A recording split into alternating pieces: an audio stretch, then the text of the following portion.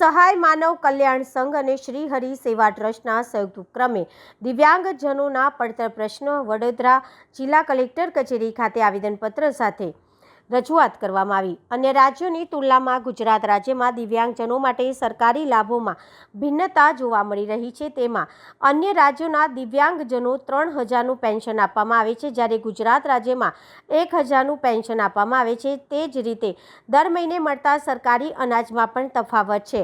ત્યારે આજરોજ નિસહાય માનવ સેવા સંઘ તથા શ્રી હરિ સેવા કલ્યાણ સંઘના સંયુક્ત ઉપક્રમે ડૉક્ટર સલીમ વોરાની આગેવાનીમાં દિવ્યાંગજનો સાથે સરકાર સુધી કલેક્ટરના માધ્યમથી રજૂઆત કરવામાં આવી હતી, જેમાં દિવ્યાંગજનોને દર મહિને ₹3000 પેન્શન આપવામાં આવે, દર મહિને 45 કિલો અનાજ મળે તથા મુસાફરીમાં સુવિધા ઉપલબ્ધ કરાવવામાં આવે સહિતની માંગણીઓ સાથે રજૂઆત કરવામાં આવી હતી।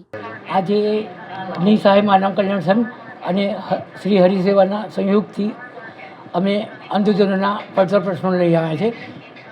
દિવાળીપુરા કેવળબાગ દિવાળીપુરા કલેક્ટર કચેરી ખાતે એમાં પ્રથમ જે સરકારી કર્મચારી હોય અને દિવ્યાંગોના એનું પેન્શન મળતું હોય એના સંતાનને એ સરળતાથી મળે, એની ફોર્મની વિધિ બહુ સરળ બનાવવી જોઈએ। બીજું, જે સમાજ સુરક્ષા ખાતા દ્વારા એસટી નિગમનો પાસ આપવામાં આવે છે એ જોઈને 45 કિલો અનાજ મળવું જોઈએ। હાલનું જે અંધજનોને અપંગોને જે અનાજ મળે એ સડેલું આવે છે। ત્રીજું કે બધા રાજ્યોમાં લગભગ અંધજનોનું પેન્શન 3000 મળે છે બીજા રાજ્યોમાં, જ્યારે ગુજરાતમાં સૌથી ઓછું 1000 મળે છે। તો ઓછામાં ઓછું 3000 પેન્શન કરવું જોઈએ એવી વિનંતી કલેક્ટર સાહેબને અમે કરવા આવ્યા છે। ડૉક્ટર સલીમ વોરા।